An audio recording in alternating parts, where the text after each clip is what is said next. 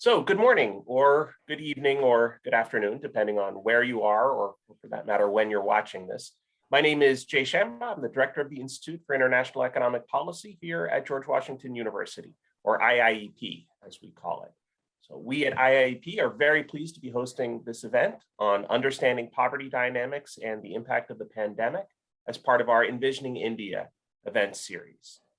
For those of you who don't know us, IIEP is located at the Elliott School at GW and is a cross-school interdisciplinary research center. We aim to serve as a catalyst for high-quality, multidisciplinary and nonpartisan research on policy issues surrounding economic globalization. That's a mandate we interpret rather broadly, so it includes work in international trade, international finance, international development, poverty studies, climate change, and economic policy more broadly. We have also focused on policy issues around China's economy and around India's economy. We've been quite busy at IIEP over the last year or so with a number of events, including a number of terrific events in this series on Envisioning India. So if you haven't seen any of this series before, I encourage you to go to our website and you can find the past events, or for that matter, I believe we have a YouTube channel if you just want to stream content like this all day long. And so you can also at our website find upcoming events, and we have a few more in this series and a number of other terrific events coming up. So I encourage you to take a look there. I'd like to acknowledge the IIEP Executive Circle for their support and welcome any members in attendance. And so without further ado, I'd like to turn things over to Distinguished Visiting Fellow at IIEP, Ajay Chibber, who has been the leader of our work on India for a number of years now, and who is the creator and organizer of this series. And he'll introduce today's event and the speakers. Ajay, over to you. Thank you. Thank you so much, Jay. And thank you all for coming. You know, we have all, of course, seen the ravages of the pandemic, and we've all been trying to understand what impact might it have had on poverty. And for India, we have a range of numbers, and I'm sure, you know, we've gone as high as 230 million in the case of Azim Premji University. So they're all over the place. How much of the poverty is transient? How much of the poverty is structural? That also has been very unclear, at least to me. What is the distribution? I mean, how the rural areas affected? We know the migrants have been very heavily affected, but again, we don't know whether it's structural, transient, more permanent, etc. So today we are in for a treat. We have a great list of speakers. The work has been done in Rajasthan. And actually, when I was at UNDP, I think I don't remember the names of all the villages that I went to, but I do remember I spent a day, the then Union Minister for Rural Development, Mr. C.P. Joshi, took me to Bhilwara, actually, which is, I think, where you've done a lot of the work for this study. And I spent an entire day. He was trying to show me the work that they were doing on the Mahatma Gandhi Rural Employment Guarantee Program. So I'd have spent a whole day traipsing around lots of villages in Bhilwara and probably been to many of some of the ones that are in the study today. Anyway, we have a great cast today of speakers.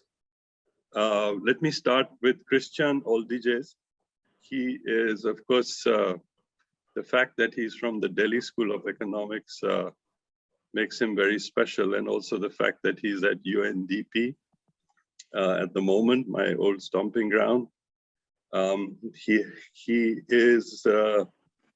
has been the director of policy research at the Oxford Poverty and Human Development Initiative, which is where the multidimensional poverty indicators work has been based, and he has been very heavily involved in that. He has a PhD in economics from Heidelberg University, and I was asking him why would anybody ever leave Heidelberg? I mean, I'd never finished a PhD. I guess they after a while they decided they must give you a PhD and have you out of there, Christian. But anyway, wonderful to see you and have you. We also have Sekhar Bonu. He's the Director General of the Development Monitoring and Evaluation Office of the NITI Aayog, which is the government's body for planning. He has worked at the Asian Development Bank for 15 years. And also he started his career actually as a civil servant in Rajasthan, which is where the work today is located. He has a PhD from Johns Hopkins University and is also a chartered financial analyst. So welcome, Sekhar. And now let me turn to the main speaker, Anirudh Krishna. He's the Edgar T. Thompson Professor of Public Policy and Political Science at Duke University. He has a PhD from Cornell and a master's again from the Delhi University. I guess that means Delhi School of Economics. But he's done so much work on poverty, and I'm not going to read up all the books and things he's written. He's also got an honorary doctorate from Uppsala University in Sweden. So over to you, Anirudh. Thank you, Ajay. Thank you, Jay. Thank you, panelists, and thank you everyone for being here. 20 years ago, in the early 2000s, a question got stuck in my head that just wouldn't go away. Are all poor people born poor? That couldn't be right, I thought. Because if it was right, generation after generation, then there would have to be a DNA reason for poverty and not social and economic reasons. So how many people were not born poor, but became poor? Is this a small number, or is this a large number? I looked for answers, but I couldn't find any. And that began a quest in 2002 that culminated last year when I went back to 7 villages in Rajasthan and went and met the same households after phase 1 and 2 of the pandemic, who or whose ancestors I had interviewed 20 years earlier. Let me share the slides now. My plan for today, in part 1 of this 25-minute presentation, I will talk about the first part of the study, understanding poverty dynamics broadly, the work I have been doing for the previous 20 years. I'll start with the 3 guiding questions, speak briefly about them, go on to the method and the measures that we used for these studies in 5 different countries, and then talk about what we learned about the nature and reasons of long-term poverty. And having set that background, in the second part, I will go on to the study of COVID-19 and long-term poverty in 7 villages in Rajasthan. I had also done some work earlier with 2 of my graduate students on poverty in slums of Patna and Bangalore through telephone surveys, and I'll speak briefly about it. But I believe this 7 village study is the first of its kind where physical interviews were conducted household to household. I'll present the main findings. I'll talk about the reasons for what appeared to be quite startling findings, and then talk about the broader implications. So let's get this rolling. 20 years ago, the question that came to my mind about people becoming poor and us not knowing very much about where, how many, and why they become poor gave rise to the first of these 3 guiding questions. Not just how many, what percentage were not born poor, but more importantly, as a policy professor, I wanted to find out, why do people become poor or stay poor? What are the reasons behind it? How can policy control it? The second question was a flip side of the first question. Why do some but not other households escape poverty? What are the reasons that they experience, but not others. And then the third question, which got added latest of all in this portfolio of studies, which I won't have time to go into today, but please ask me in Q&A because that's my current passion, is why do poor people not rise higher? Why are we just concerned about raising them to the poverty line? Why is there not a broader agenda of social mobility? But that's an aside. Let me jump now to the first and second questions. When I started looking at this in 2002, I was sorry to see there was hardly any data. We had a lot of good numbers about the percentage in poverty. I mean, we knew, for example, that in country X, 30% of people were poor in 1980, but only 20% were poor in 2000, a reduction of 10%. But how did this 10% reduction actually come about? Did 10% of people rise out of poverty and 0% fall in? That's what one would normally assume. But it could be that 20% came out of poverty and 10% fell in, or 30% came out of poverty and 20% fell in, and all of this would lead to a net reduction of 10%, but those are very different situations. A handful of flow studies that track the same households or the same individuals over periods of time were available.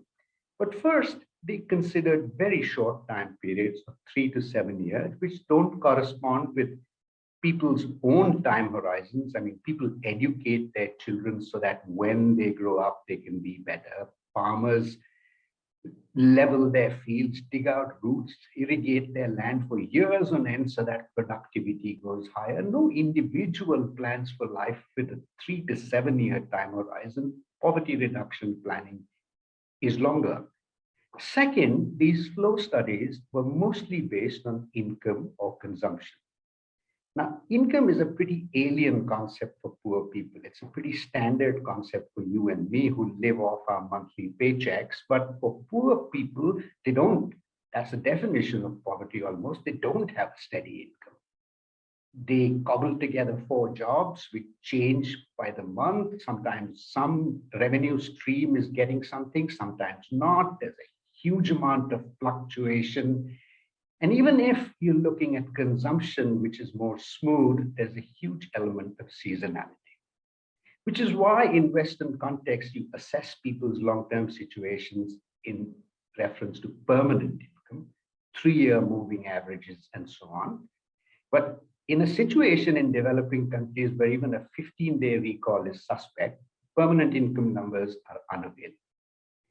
Finally, the existing studies rarely probe the why questions. Why did people fall into poverty? Why did they come out of poverty? Not because of their characteristics, but because of their events that befell them. I realized there was a need for a new method, which was easy to realize, but very hard to implement. It took me 6 months and several false steps before I came to what I now call the stages of progress methodology, which is community-based. It relies on a community-defined scale of poverty that is rooted in assets and capabilities which are more stable and enduring and give a better indicator of long-term poverty. Because I wanted to go for a long time horizon, as long as I could make it, the study is retrospective in nature. Households of today are the units of analysis, and you look backward in time to see how these households fared over the preceding X number of years. That's full of pitfalls. Recall, as we know, is all very tricky, but there's a great deal of triangulation and verification built in to make recall reliable, as I'll discuss in a moment. In long-standing rural communities, which have lived together for generations, we took recall as far back as 1 generation, 25 years. But in urban communities where there's a much more flux, the time period of recall was 8 to 10 years. In each case, for a sample of households, we collected detailed event histories over the previous 10 years or 25 years. What were the turning points? What were the reasons associated with these turning points? There are 7 steps in this methodology.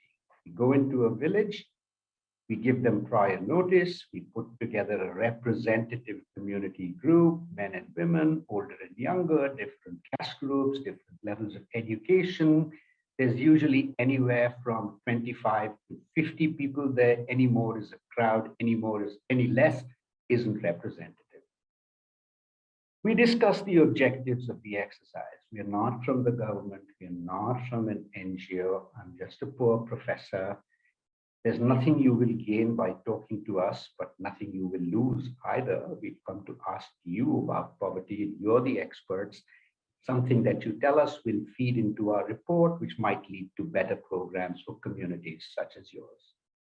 Step 3 is the most interesting, where we start defining poverty collectively with the group, and that leads to the development of the stages of progress. So here's how we do it.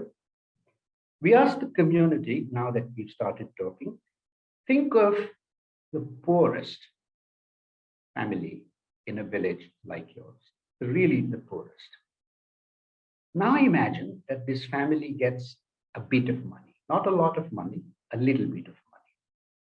What's the first thing that this family would usually, typically, customarily do with that money?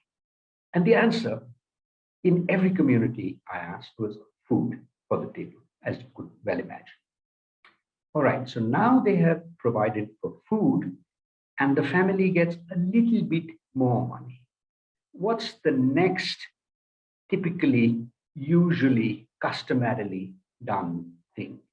When we did this exercise in Rajasthan in the first community in 2002, the first stage was food for the family.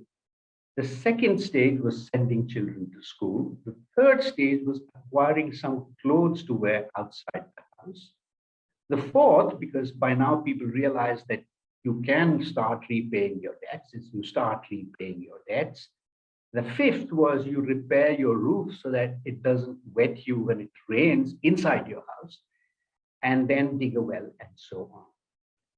Now, the interesting thing was when we repeated this exercise in 35 village communities of the same state of Rajasthan, India, or 5 different districts, the narration of stages, the first 8 or 9 stages, were absolutely the same, absolutely similar in all 35 villages. We convened men's groups and women's groups separately, the same first 6, 7, 8, 9 stages. Definitely the first 5 stages were absolutely identical. In each village, after recording the stages, we would then ask the community, all right, now if someone's at stage 1, if they just have food for the family but nothing else, would you think of them as poor? Yes. Suppose now they have 1 and 2, food and can still send children to school. Are they still poor? Yes. After stage 4, when they can start repaying debts, but between stage 4 and 5, that's where every one of these 30-some communities drew the poverty cutoff.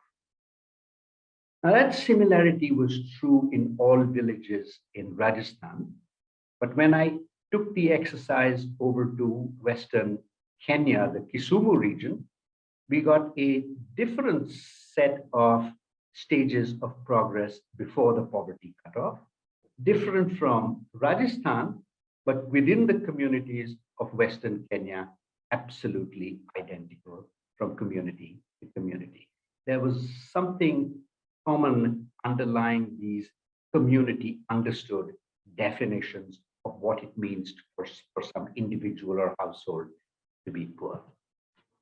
Now, once we've got the stages of progress in step 4, since we are going backward, in Kenya, for example, we were doing this exercise in 2004 and wanted to consider a period of 25 years earlier. These were rural communities. And so the period was the time of Kenyatta's death, 1978. Not some vague period of 25 years, but something that is related to some real world event that people remember, and then they can look back to their situations at that time. We put the stages of progress up on a big poster on a tree or the side of a school wall or something. We've drawn up a list of all households in the village, 200, 300, 400 usually. And then going household by household, we ascertain what stage of progress they are at now and what stage of progress they were at the earlier point when Kenyatta died, or whatever was that signifying event in the other country. Once we've got each household stage of progress at 2 points of time, we can then construct the usual poverty dynamics 2 by 2, poor then and poor now, poor then but not poor now, moved up and out of poverty, not poor then but poor now, became poor, and so on. Step 7 is another interesting step, taking a random sample of households, 25% to 40%, depending on where we were, slightly more in rural communities, slightly less in urban communities. We first asked the community about each household's situation and how it changed over the years to the extent that the community or the focus group knows.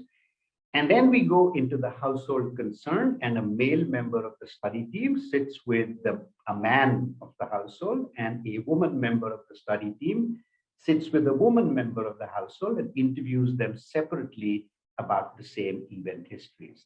In each of these cases, we take a comparative and a probing approach. For example, if someone says, my situation improved because God was kind to me, we say, well, you know, how did God's kindness manifest itself? And then they say, well, the weather was good and the crops flourished, but you know, the weather was good for everybody. So why did you go up?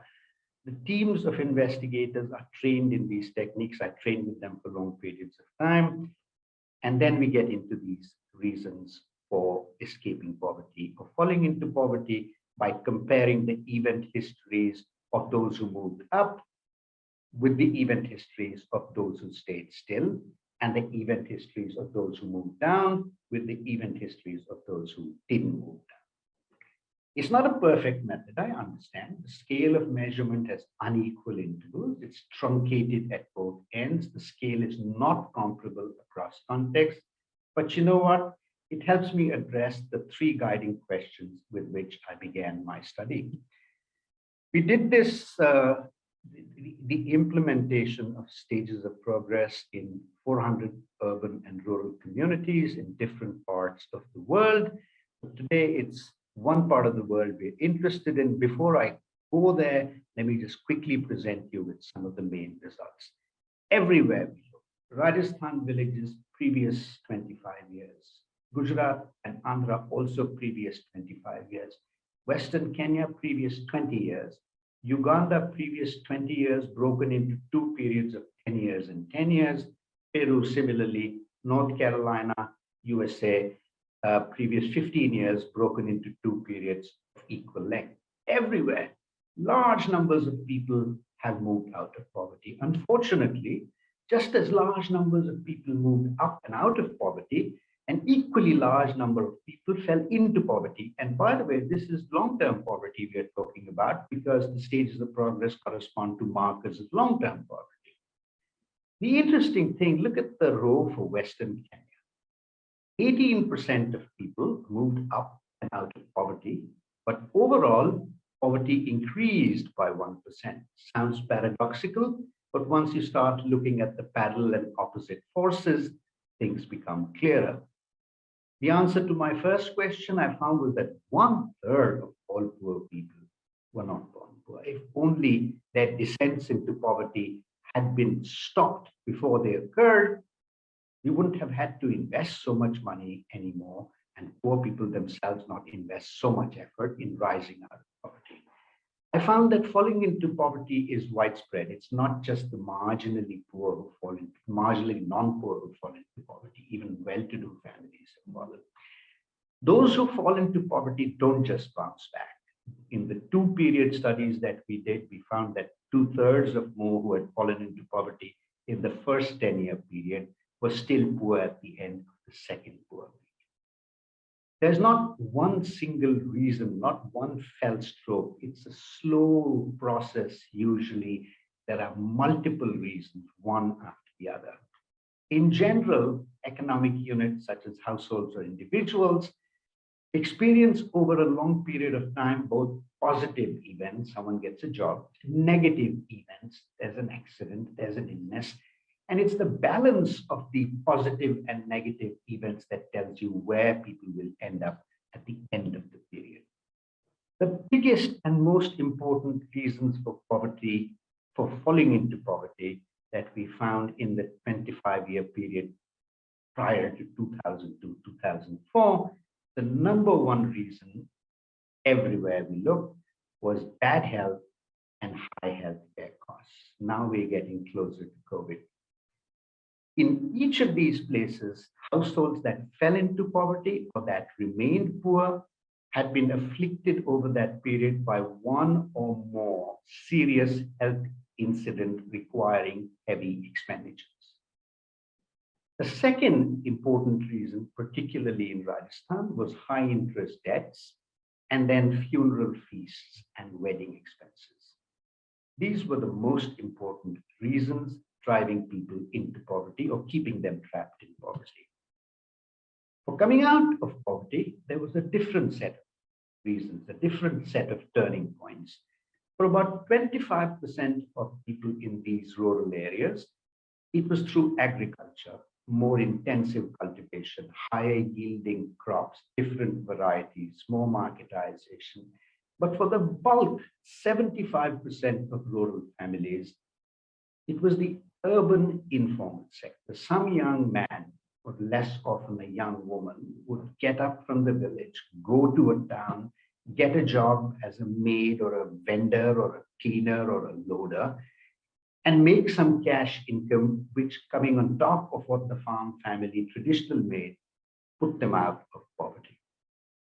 Those were the two main routes. Now, both the route of the urban informal sector being the principal propeller out of poverty and the specter of the lockdown during the pandemic, thereby preventing rural people from going to their income earning sources, plus the fact that health shocks had been the principal reason behind people falling into poverty, made me think that this kind of study would show us, the study of the period of the pandemic, that for both the health and the diversification of income reasons, large numbers of people would have fallen into long-term poverty. That's not what I found, however. To be truthful, I had planned to go back to the same villages even before the pandemic. So we had done a small pilot in 3 villages of Rajasthan in 2019. First, to see if we could find the same households, and we found 85% of their same households or their successor households. And second, to see if the scale of measurement we had used, the 4 stages before the poverty cutoff and the 2 or 3 stages after, was still valid. And we found in these 3 pilot communities that though a lot had changed in the preceding 20 years, people still narrated the same 5 or 6 or 7 stages of progress and drew the poverty line at the same point between stages 4 and 5. We were all gung-ho about this, ready to mount our study, and bam, for 2 years we can do nothing. And then in July, August 2021, my local research partner, Tushar Agarwal, tells me, phase 2 has gone, things have started opening up. Let's do a quick study now. And in the time that was available, we went back to 7 villages together with the team we had trained with. We implemented the stages of progress methodology, all 7 steps, all over again, and asked for measurements at 2 points in time, February 2020, just before the pandemic, and the present time, July, August 2021. We were able to recontact 221 of the 258 original households whom we interviewed in 2002. And we went back and spoke to these 221 households, but we also got information about almost 1,500 households in these villages. Now, these villages are in 3 districts of Rajasthan, Bhilwara, which Ajay referred to being one of them, and Udaipur and Rajsamand, the adjoining districts being the other 2. They're not exactly alike. Population size varies from 179 households to 348 households. Distance to the nearest market town goes from 3 kilometers to 10 kilometers. Some villages have a high school, others have to send their kids 8 kilometers away. The percentage of scheduled castes and scheduled tribes, the traditionally poor populations in India, varies from 25% to 64%. Average household size is relatively similar, but the average landholding size varies from 2 bighas to 5 bighas. Here's what we found. In the 18 years before the pandemic, there was a huge improvement in long-term poverty. In 2002, nearly 50% on average of the residents of these villages were below the stage 4, stage 5 poverty cutoff. By February 2020, it was 18.6%. There was an enormous improvement in every one of these villages, some more than others. There was also an enormous improvement across every caste group, though scheduled castes and scheduled tribes, starting out with a much higher number, continue to have a much higher number. In fact, one could say that at the present time, long-term poverty is pretty much a scheduled caste, scheduled tribe problem in these villages. Asset ownership has increased hugely. In 2002, when I was doing my fieldwork, only a few elites had mobile phones and motorcycles. Now mobile phones are as common as chewing gum, and motorcycles too. Some households, less than half, still have televisions, but computers and internet connections in rural India are still a luxury. If I compare the 1977-2002 period in the same villages and the same households with the 2002 to pre-pandemic 18 years, if you look at the middle 2 columns of this table, the number of households who escape poverty is relatively similar across the 2 periods, in the sense that the upward buoyant forces were about as powerful. But the numbers falling into poverty are radically different, 59 and 1. What was happening in the second period? I'll come to the reasons in a moment. But households had become a whole lot more resilient as a result of those reasons. And this resiliency helped them cope with the period of the pandemic. During the pandemic period, more than 60% of all these village households lost between 1/3 and 2/3 of their cash incomes for as long as 6 months in phase 1 to about 2 months in phase 2. But still, there was very little change in long-term poverty in terms of the number of stages that people's situations had changed. This table's a little complicated. Let me explain it to you. The first column on the left measures a household's stage change score. What was your stage of progress at the start of the period? What was your stage of progress at the end of the period? The middle column in black, 0, no change, means that you were at the end of the period as you were at the beginning of the period. Positive score is an improvement over the period. A negative score is the opposite of improvement over the same period. Now, over the long 18-year period, you see these numbers all over the place. Only 16% stayed as they were, but many others, most others improved. A few went down. Over the pandemic period, February 2020 to August 2021, 87% of the households stayed as they were, no change. 12% moved up by a tad or a little more than a tad. Only 1% fell into poverty. This was completely contrary to what I had gone in expecting. What did the event histories and the household interviews reveal? Well, before I go there, one more thing to corroborate these numbers. One more thing. We looked at households' asset possessions before the pandemic period and after the pandemic period, and found that only 17 of the 221 households we interviewed in detail had sold any assets during this period. And these 17 too had not sold high value assets, mostly gold. No, sorry, mostly goats, not gold. There was no vast increase in borrowing of above 100,000 rupees, which is about $1,500. Just a little over 20 households had taken out large loans. We asked about people's expectations 6 months, a year into the future. Most people weren't expecting anything calamitous. One guy, an elder in one village, summed it up for us. He couldn't go into cities. That's where we had been going to earn our cash incomes. So we lost our cash incomes, but no one had to sell off land or pledge jewelry like we used to do in years of famine. Cash shortages, but not economic ruin. So what were the reasons? What has helped? Well, the first and probably the most important reason, as far as I could ascertain, was this enormous increase over the previous 18 years in the percentage of households who were sending people out to a city nearby or far away.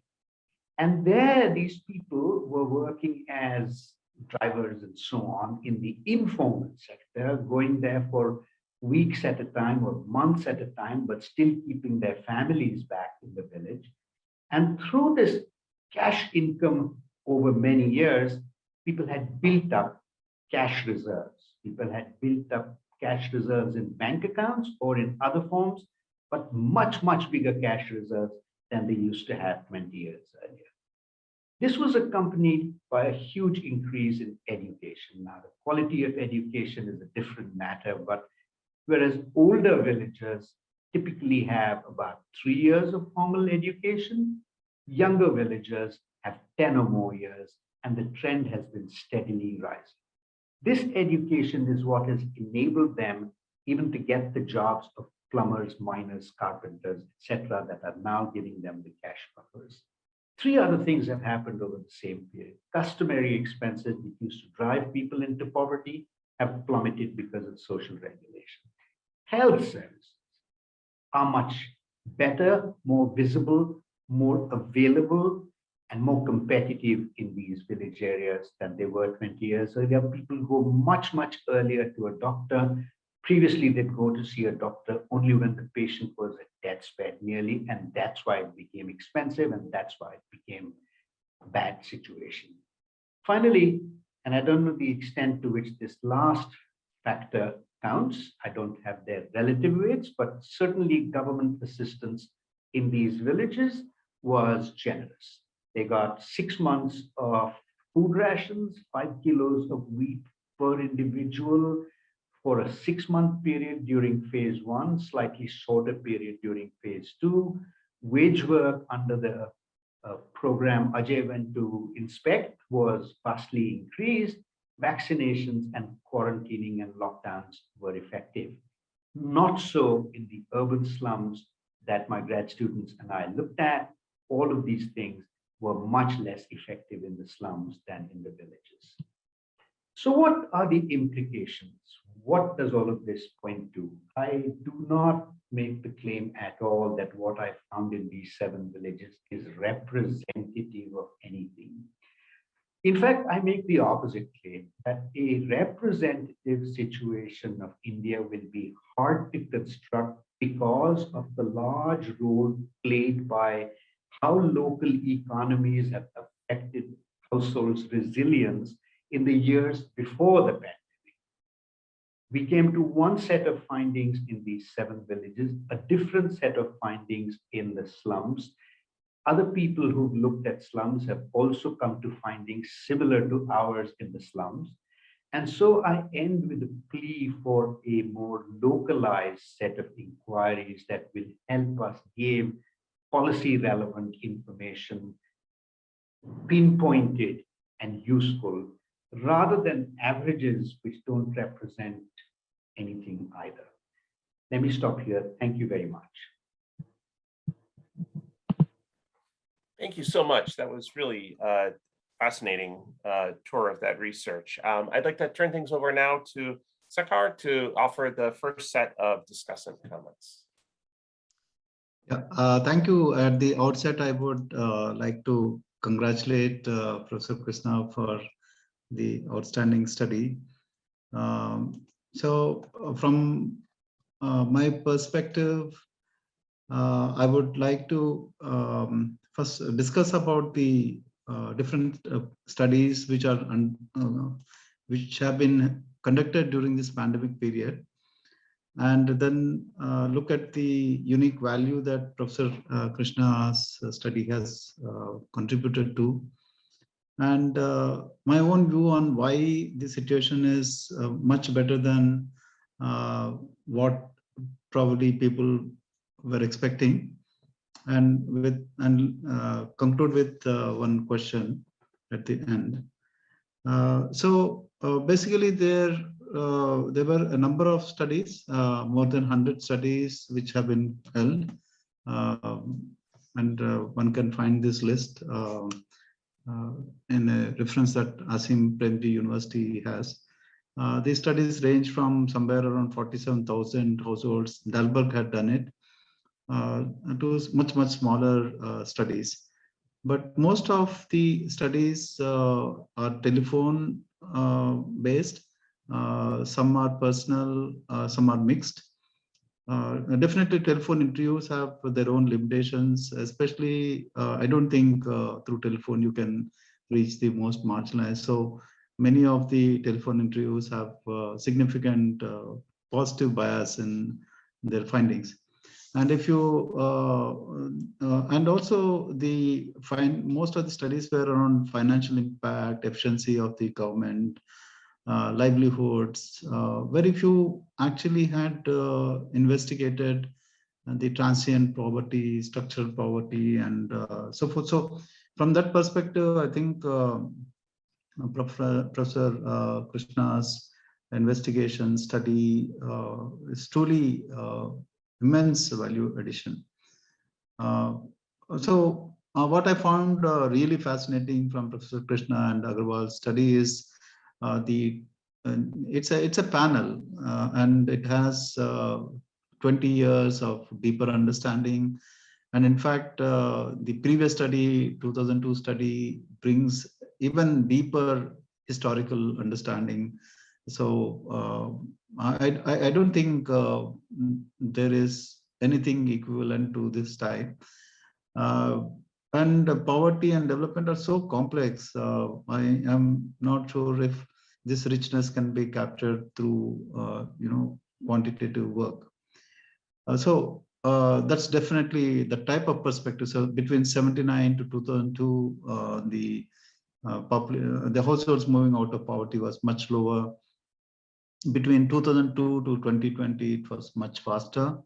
And probably that was the foundations on which the resilience to pandemic was established. And clearly, there has been some impacts on transient poverty, but this whole framework of what constitutes transient and from what point you can talk about structure is truly fascinating. And it reminds me of my own experience as a district collector. I was also working as a collector in a district called Banswara, which is next to one of the districts which Professor Krishna had done his study, that is Dungarpur. This is predominantly a tribal district. 95% is Bhil tribal. And as you know, in Indian pyramid, at the bottom, at the bottom, real bottom are tribes. And within the tribes, I think hill tribes are at the bottom. So one day we were just walking through some villages and I saw it was monsoon. One of the houses were damaged and I just went to that tribal house and I just saw very few utensils. And I was asking, what are you going to eat tonight? They showed some rice and I asked, what curry you have? Everyone started laughing, sir, here they don't have, they just use red chili and some oil and eat. Then I asked, what about tomorrow? Then he said, the family said, tomorrow we'll figure out tomorrow. So that's the degree of vulnerability. I'm sure things have really moved out. But this whole first is food, then school, then clothes, then you retire debt, and then you think about building assets. I think it's a fascinating framework. Then going back and visiting these 1466 households is quite interesting. So, like why is it much, why are we finding things much more positive than what it is? I think this graph explains all. Agriculture sector has been the most resilient among the subsectors.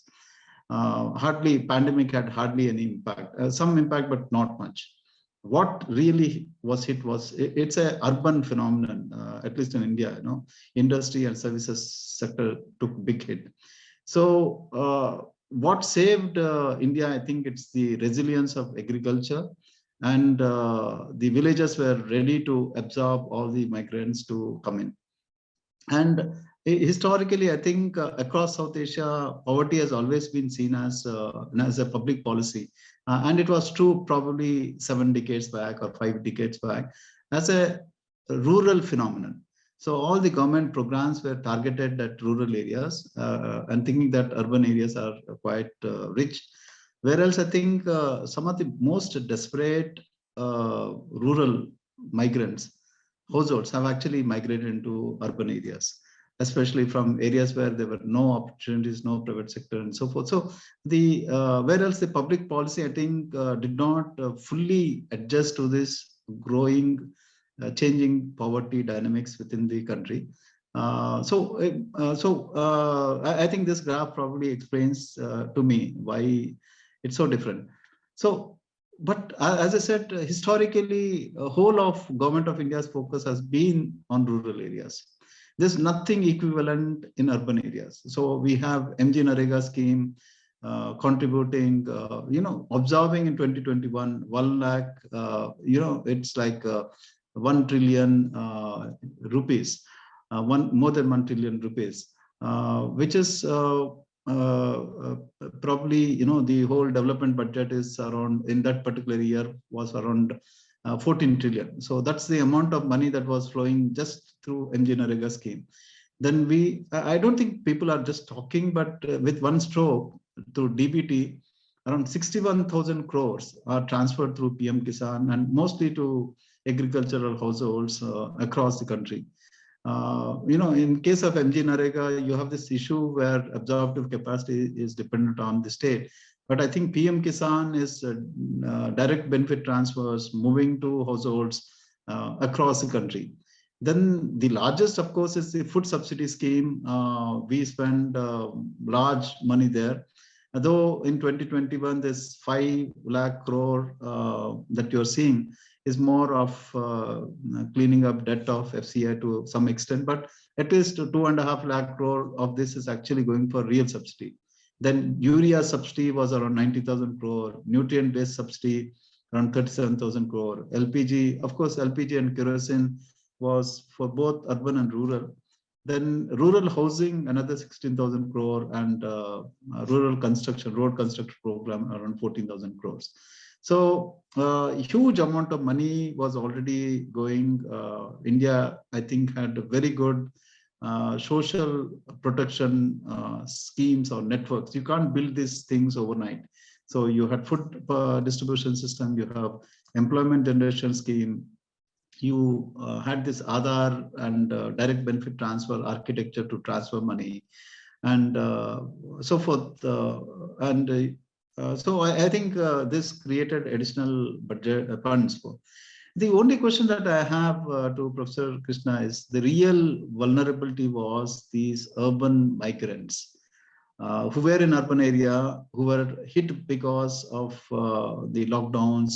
So they were the biggest hit because they lost their job. There was no, other than food public distribution system, there was no real social protection in their case, and they had no option but to return because they had to pay rents in urban areas. And Rajasthan has significantly large migrant population working in Gujarat and other places. So what happened? I'm sure in these villages, at least some of them must have come. So maybe they had savings, maybe they were tapping into the savings of the household. In fact, many of these migrants actually contribute to the wealth of the rural areas by transferring their savings. So that's the question that I have. And I think I've finished my 10 minutes, so I'll stop here. Thank you. I really enjoyed the presentation. Once again, congratulations, Professor Krishna. Thanks very much. That was really helpful discussion, and I look forward to hearing us discuss some of those thoughts a little bit more. I want to turn things over now to Christian for another set of comments. Thank you. I hope you can see my slides. I hope you can hear me. Yes. Good, excellent. I wanted to make this full screen. Now, okay. First of all, congratulations, Anirudh. This was a really very interesting presentation, and I envy you for having been able to follow households and track people's lives and also interact with people for such a long period. It is really a researcher's dream, I guess, to be able to do so. So any panel study was it's really fascinating, and I've done so a little bit during my PhD studies, but not for such a long period, of course. And as Ajay said, I wish I had been longer in Heidelberg for 25 years. Yeah, so I should have done so, I guess. And yes, I really don't have much to add to Sekhar's comments, and I really appreciate your study. I can only, and I am not in a D school or any econ seminar where I would rip apart your presentation. So I thought I'd rather put your presentation and your findings into a broader concept, and which is basically showing the same things. And I appreciate your arguments also of going beyond averages and really focusing on people's lives. What I have are broad averages, and they are on poverty reduction in India, and not necessarily on consumption poverty per se, but on multidimensional poverty, which goes beyond income and really looks into the how and what people are deprived and how that changes over time. And then I have a kind of question on the last point regarding nutrition, since you also consider food security in one way or another as your very first step or stage. I was wondering whether there are more ways and how we can capture that. So as you know, and as you presented so well, there are many ways of measuring poverty, and your participatory approach is really impressive, and is perhaps the ideal way of doing so. And however, as you know, and in India, with NSS data that the World Bank is also using to measure the $90 poverty rates, we've seen a huge reduction in poverty over time, which you see in your surveys and in your panel study, but which is also confirmed by the NSS data that we have until 2011. Maybe Ajay has it until 2018, but for ordinary folks, it's not available, as you know. And so your study is really, really an eye-opener. There's also the global MPI that is computed by Oxford University, the Oxford Poverty Human Development Initiative, together with UNDP. And I've been working for both of them. And I have some insights that I want to show on how the MPI moved over time in India. And now, since NITI Aayog is represented here, I'm happy to share and also mention that India now has its own national multidimensional poverty index, which goes beyond income and which has, I think, 12 indicators and which has been calculated for 2015-16. And hopefully very soon we have new data so that this new national MPI can be used to track poverty over time. Now, the major story that we had found for India was that India moved 270 million people out of multidimensional poverty within a decade. And that was 2005-6 and 2015-16 based on the NFHS data. And this means that the headcount ratio, so the percentage of people that were MPI poor, almost halved in that period. It went down from 55 to 28%. So it is similar to the reduction in income poverty, but in a very much shorter time frame. And I think this is more or less aligned with what you have seen based on the data you have for Rajasthan. And so I thought we can have a little deep dive into the data for Rajasthan. Here again, the numbers.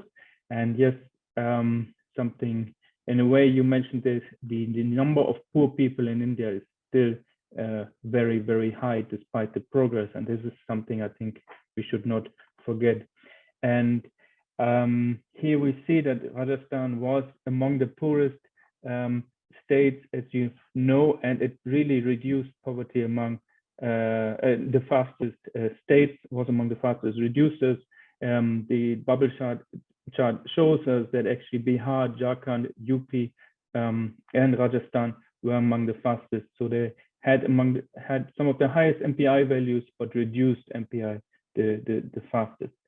And this was really a pro-poor poverty reduction scenario, if you will. And since you mentioned the SC/ST populations, here too we see that yes, they were the poorest, but they also reduced MPI the fastest. And I saw your absolute rates for the SC/ST population. There too you had the highest absolute changes. But, and you mentioned it too, they were still the poorest in the last time period that you had. Now we can do similar disaggregations for other marginalized groups, and we see here the Muslim subpopulation was the poorest in 2006, but also reduced poverty the fastest in that time period. Now, zooming into how poverty changed over time, and since yours was mostly an asset story, as far as I understood, we see that across India as well. If we plot the reduction in every indicator, so the global MPI is an index of, it's a counting index of 10 indicators. I won't go into very much detail, but we look into 10 indicators, and these include living standard indicators and especially assets, which is a count of several assets. And here we see that assets reduced really the fastest. The deprivations in assets reduced the fastest in that time period. And I wanted to highlight that nutrition also improved over time. So these reductions are deprivations in nutrition. If there's any household member that is malnourished, a household would be considered deprived. This reduced, but as you see here, nutrition is still nutrition is still widespread. So it was around 60% or less than 60, just less than 60% in 2005-06, and reduced by 16.8 percentage points. So in 15-16, still around 40% of households had at least one member that was malnourished. And as you mentioned, the coming to the COVID times, Ajay mentioned there are so many studies floating around and so many numbers also floating around of how many people moved into poverty. And I was really surprised by your findings. And those were really interesting to see that, well, maybe according to traditional measures and also to your measure, we may not have seen an uptick in poverty. And this may be due to increased resilience. It may be due to various factors such as the NIEGA that you mentioned. So Narega and Sekhar also mentioned it really increased over time and expanded in this particular period. And one of my studies that I did during the pandemic time was to see how Narega really increased and where it increased. And we see in Rajasthan, it really increased in terms of person days per rural household. And it was has always been traditionally among the highest. Yet in some of the poorest pockets, Bihar and UP, and I think you did not visit the villages there, but I wanted to mention it. Unfortunately, there, the program did not increase as much as we would have liked to see it. So in some of the poorest parts, Narega was not as present despite the high expenditures and the increase in expenditure. So in addition, there are many studies that have shown and fieldwork and field service that have shown that hunger was still widespread and may have increased and likely increased during this difficult time of the pandemic. And Jean-Andreas mentioned so based on several surveys and also the Hunger Watch survey. So this is something I wanted to highlight, that yes, we have seen the asset story, and this is, I think, something that you really show and which has built resilience. However, I wonder how also in the surveys you have done, whether you have collected any data on the type of food security, also the quality of food people consume, or even if you have any nutritional data, that would be very interesting, and maybe you could somehow incorporate this in the analysis. And yes, that way I think we could account for more and dig in even deeper on how this resilience translates also into ideally into less hunger. So here is where I wanted to stop. Thank you very much for your time and for having me. Thank you. Great, thanks very much. That was, again, some terrific discussant comments to give us some additional context. I want to turn things back over first to Anirudh. Just if you have any general responses to the comments from the discussants, and then I have some questions both from the group and my own to ask. I want to encourage the rest of the audience, if you have questions, some people have already discovered this, but please go ahead and add them into the Q&A and I can bring those to the group. So first, back to you. Thanks, Jay, and thanks, Sekhar and Christian. Those were very kind comments, and both of you guys added this very useful perspective. You know, I am this grassroots level researcher. I'm like this little worm's eye view. I look at a few villages, a few households, and both of you very ably complemented that by bringing in the national perspective. You know, Sekhar by saying, you know, these results are understandable because if you look at the sectors, agriculture has been the most resilient as compared to industry and services. And so the fact that I found long-term poverty not falling in 7 rural villages is understandable in terms of the larger macro trends. And then Christian coming in and showing that fabulous map of how the government program, the employment guarantee program, has ramped up or not in different parts of India.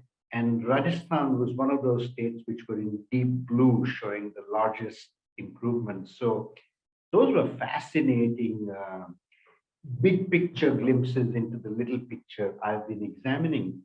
Let me respond without further ado to the 2 questions that each of the panelists asked me pointedly.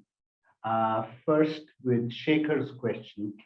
So Sekhar, one of the things I'd like to point out, which I have recently understood, is that slum dwellers are not the same people as migrants. Some slum dwellers at the bottom end of slums, you know, slums also are not alike. There are these shanties with these blue tops, and then there are the slums that are recorded by the Delhi Development Authority or the Municipal Corporation of Bangalore and so on. and these formal, recorded, long-standing slums, which are still slums and still homes to poorer people, but they are fourth, fifth, sixth generation residents of Bangalore or Delhi or whatever. Only the bottom end slums have recent migrants, and then many recent migrants don't live in slums, but live for to a rented room somewhere or so on. So once those two demographics are separated, as you correctly pointed out, the migrants who had a permanent home in the village and were just circular migrants, so seasonal migrants, are, as far as I could see, were not the worst off. The ones who were in the city forever and had no place to run to were the worst off. And that again is corroborated by your macro level data when you say that those connected with industry or services, which these slum dwellers are, were the worst hit. And also, as your macro level data shows, the rural areas were better taken care of by government programs as compared to the urban areas. So thanks very much for that. Christian, I do not have nutrition data for households. As you correctly pointed out, there's a difference between undernutrition and malnutrition. I don't think any of these households is undernourished anymore in the sense they used to be 20, 25 years earlier, particularly among the poorest scheduled caste, scheduled tribe households. But I don't see that situation now, but I do see a great deal of malnutrition, and particularly in less educated, less well-off households in these areas. Here's a thought that came to mind as you were speaking. Many years ago, Ravi Kanpur and I sat down at the end of a long workshop day, and back of the envelope looked at the stages of progress data which I had collected in different countries, particularly Kenya, in which Ravi is deeply interested, with income data and with some other data. And we found all of these data over time pointing in the same direction, suggesting that no matter which measure you looked at, the trend lines were similar. So the thought I had while you were presenting multidimensional poverty data, which again seemed to corroborate for Rajasthan the little picture that I was presenting, is if you're interested, maybe someday you and I should collaborate, and any others you want, and do a stages of progress exercise and a multidimensional poverty exercise, the asset exercise and then the education, health, income exercise with the same households over the same period, and see what we find. And that will answer the question that you asked me at the end. Let me stop here. Thanks very much. I want to start the conversation with a question that came in the Q&A and kind of maybe broaden it a little, which is it's asking for those, if you think especially maybe pre-pandemic in your kind of during the 2000s, when you're looking at households transitioning out of poverty, the question was, were these households that were working with NGOs or with government programs, or were these people and households who kind of left poverty without kind of programmatic help in some sense? And so starting there, but then I'd like to broaden it to the whole panel after that, thinking more specifically in the pandemic. We've touched on this a little bit already, but to what extent did government programs cushion households here, or was it, as you've talked about, increased assets, increased other aspects of resiliency that are really household specific and not have anything to do with programs?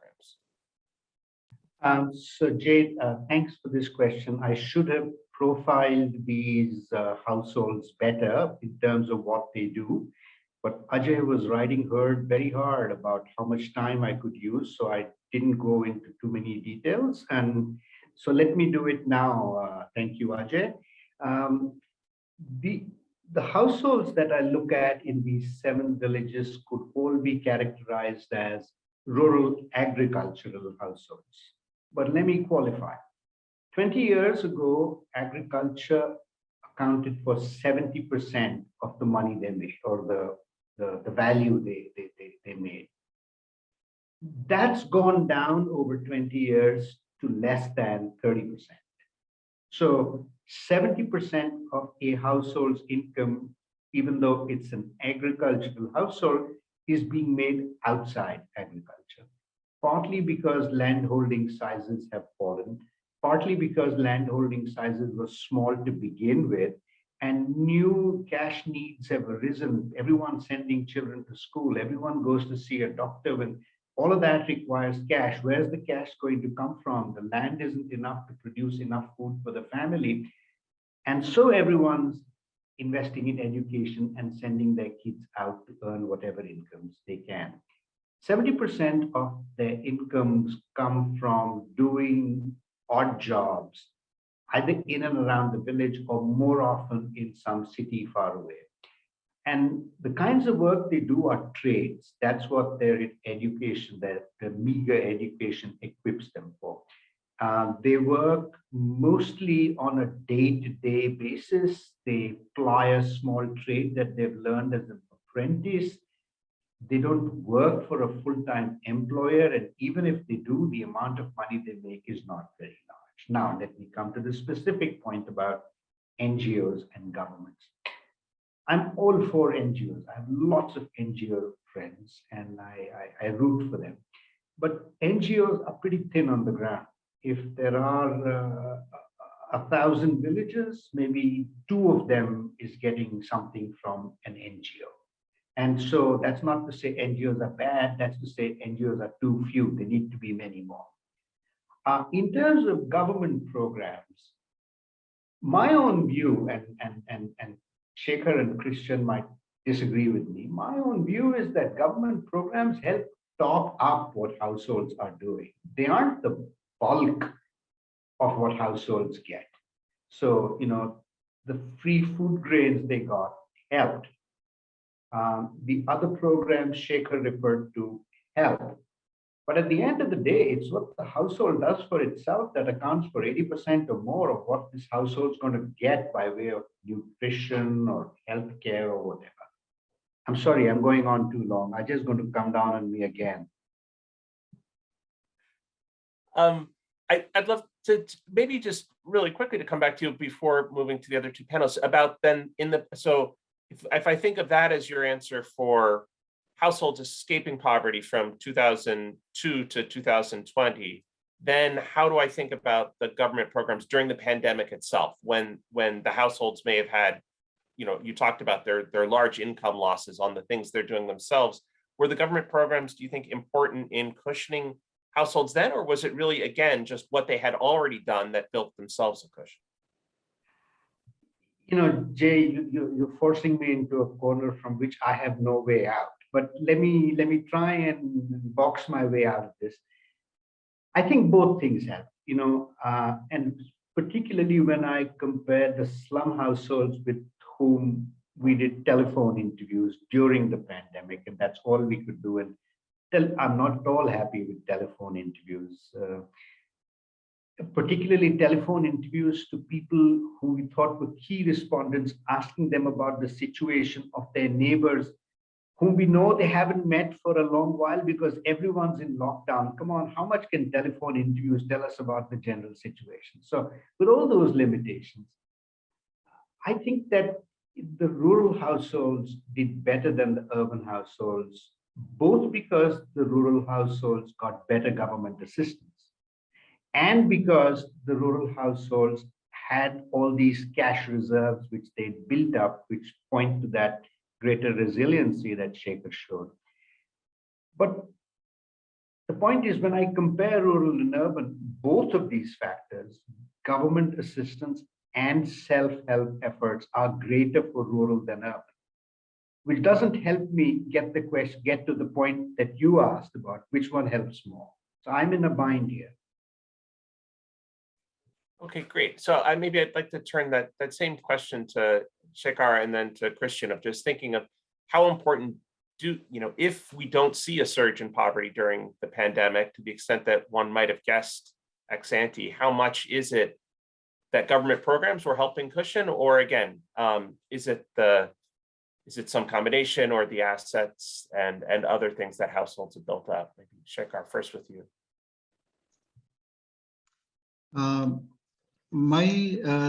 I do agree with Professor Krishna that it's largely the buoyancy of economy, which has pulled everyone up.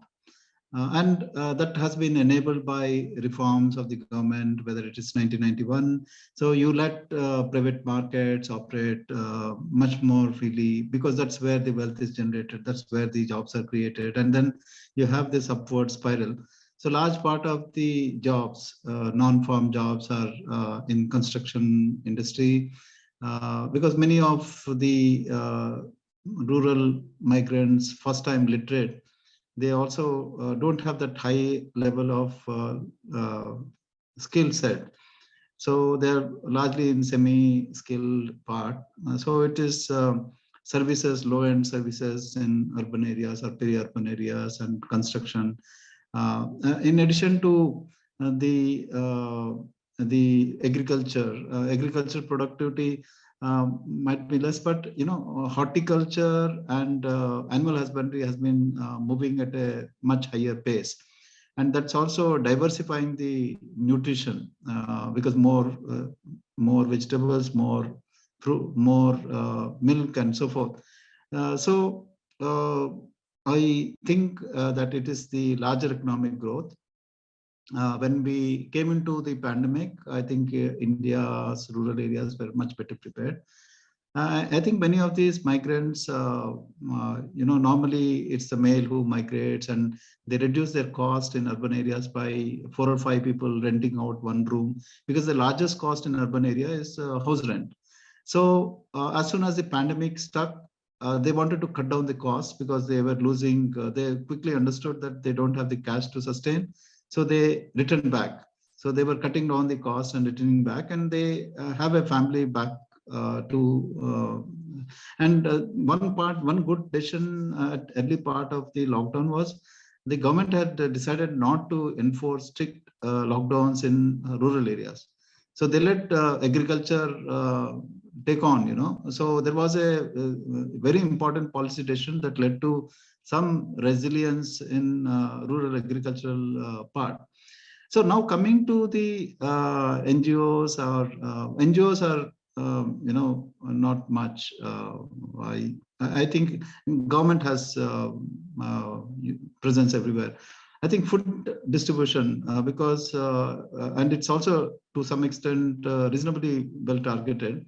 For the bottom 10%, it's almost like free food grain, So that gives the household to spend money elsewhere. And during the pandemic, the government continued it and also increased the food.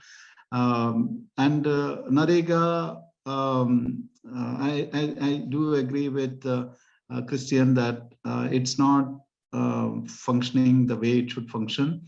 Bihar, UP, Jharkhand, Orissa has much lower uptake. Whereas luckily Rajasthan, where the research has been done, is a better off state. I think MG Narega, even before pandemic, was in a much better per capita expenditure. It was doing much better. So government had a role. I think the role becomes even more important at the bottom of the pyramid. So government might not be very important at the top 30%, 40%. It doesn't. They don't even register for food distribution system. So at the bottom 10%, there are even more support systems, better targeting. I think that's where I think the public expenditure should also focus as we move forward, is how to have better targeting of the most vulnerable. And one, I'm not able to fully understand is, notwithstanding everything, and the growth and the why is it that we are stuck on nutrition? Between NFHS 4 and 5, we haven't made much progress. It's beyond my own scientific understanding that you have growth. There are so many schemes working on it. Is it measurement issue, or is it something different, which I am not able to grapple with? Thank you. Great, thank you. Christian. Yes, thank you. I do not have much to add. I can talk more about NAREGA, of course.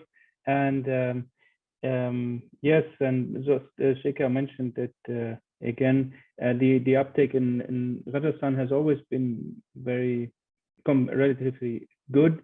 And unfortunately, as we've seen in many studies, not in the poorest districts across the country. So that definitely can improve. And I think this was one of the questions, these schemes, including NAREGA, can really be a life-saving and really provide for a safety net that people often do not have on their own. Even though resilience increased, these schemes really help a lot, and they prevent people from selling land or other assets and so on. And they also help people to really bring food on the table during pandemics or during droughts.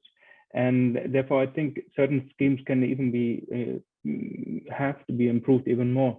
So there are many discussions on how the PDS can be scaled up more, how it can become more efficient, how many people, especially in rural areas, depend so much on it, and they really just need it. So I think these schemes provide a vital cushion for many. So I think we cannot just rely on NGOs, or in the end say people can fend for themselves. So this is all I can say. Thank you. Great, thanks. I want to turn next to Ajay for a question. Thank you, Jay.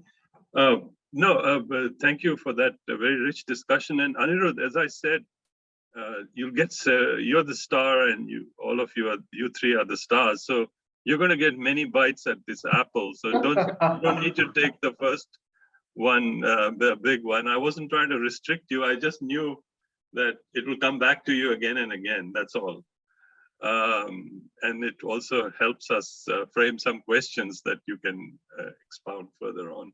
But just on this issue of migrants and MNREGA and all these things, what has struck me now is that we also had the global financial crisis, if you recall, around 2009, when there was a big drop in income, and then of course huge fiscal monetary policy was let loose to bring India out of that.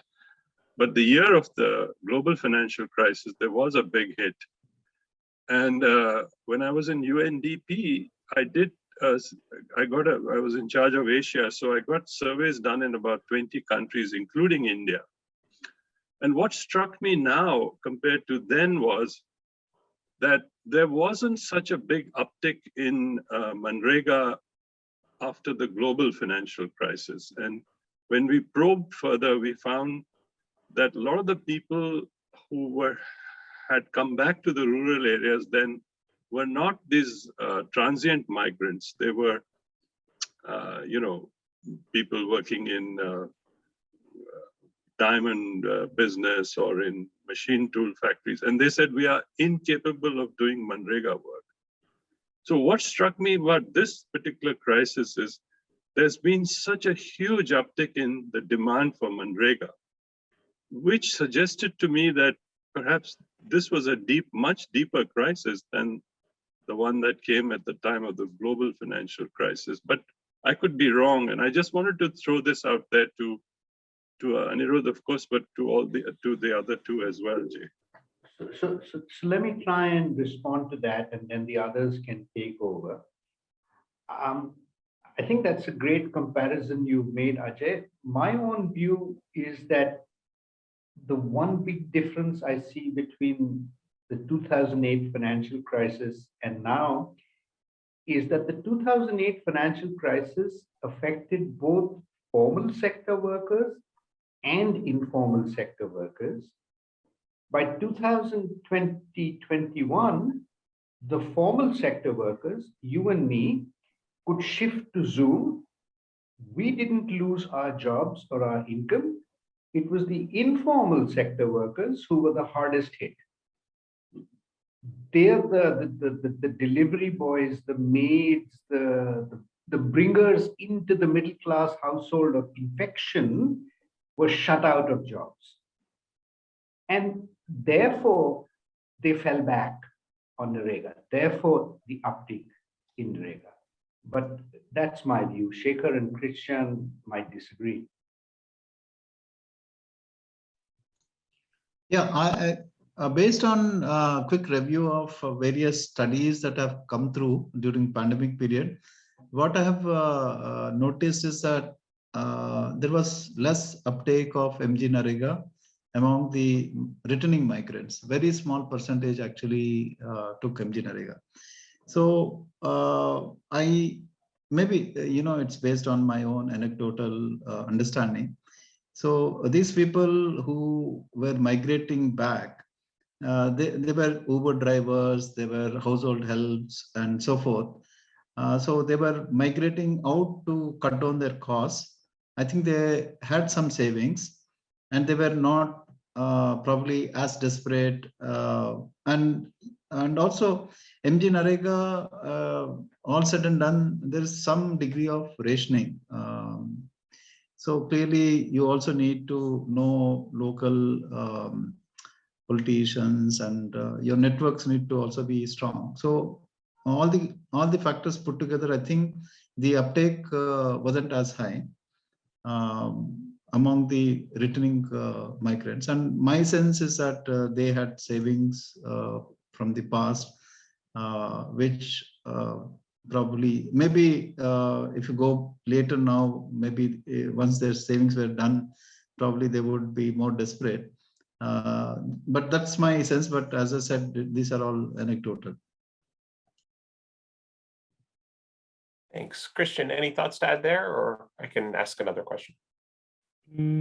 Just briefly, yeah, it may be difficult to really pinpoint whether migrant workers ended up on the website, on the work sites or not. But the numbers show us that there has been really an uptick in demand for Narega work during that time. So Anirudh's logic or argument, I think they can be seen in the data that there really has been a demand. So clearly households, definitely the households in rural areas increased demand for Narega work. So this could be due to workers coming back and the income that they were earning in cities where it was no longer available. So whether it's exactly the migrant workers themselves or the families, the women in the households or the children or youth, we would have to see. But our numbers show that there has been this huge increase in demand.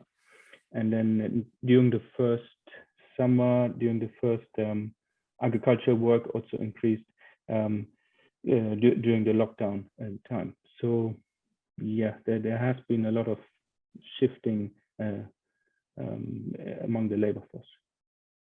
Thank you.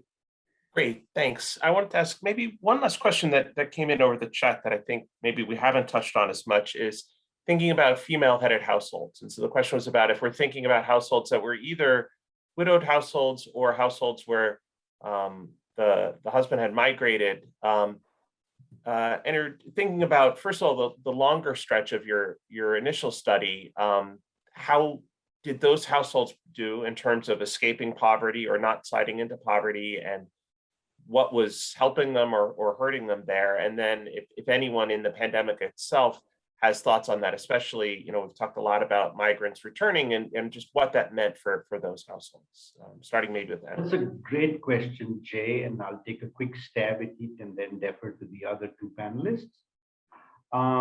So female-headed households, widowed women, divorced women, separated women, abandoned women were the worst off in the long period and during the pandemic. That's without doubt. They were the worst affected. But I'd like to distinguish between female-headed households, as I've just defined them, and households that are temporarily female-headed when the man goes out and before he comes back home. And I would say even for these temporarily female-headed households, the female has a really bad time, because not only is she doing all of the work that is traditionally women's work, now, for the first time, she has to come out of the house and go and negotiate the world of men, getting her kids admitted to school, getting the household, the free food entitlement. All of these things outside the house were traditionally done by men. Now the men aren't here any longer. So the woman has to do both of those things. And that's meant a huge amount of stress. And according to an NGO I work with in Udaipur district in Rajasthan, also a whole new wave of mental illnesses among female-headed households, both of a permanent and a temporary kind. Sekhar. Let me share one quick slide. Recently, I did some work on using the 66th round of National Sample Survey, which was held in 2009, June to July, and 77th round, which just come just before the pandemic hit, January 2000. So basically, what we find is that male-headed households, around 23.1%, had worked on MG-NREGA side in last 365 days, whereas 20.9% of the female-headed households worked on MG-NREGA side in the last 365 days. But it's lower than male-headed households percentage-wise. But as we see that over a period of time, it's improving. From 19, the female-headed households has increased to 20.9, whereas male-headed households has come down. So other finding which I see is that the uptake of MG-NREGA and other schemes is much higher, where the village has female self-help groups.